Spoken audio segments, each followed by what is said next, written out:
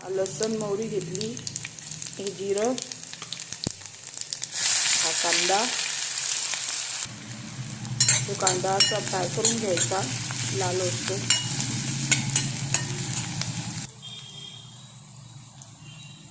हे तिखट घेतलं 1 चम्मच,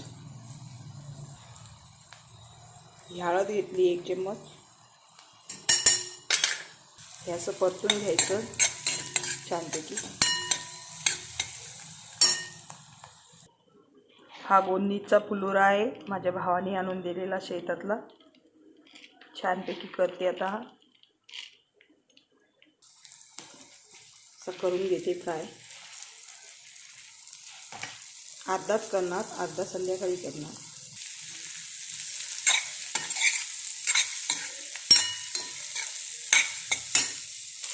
चवीनुसार मीठ टाकणार.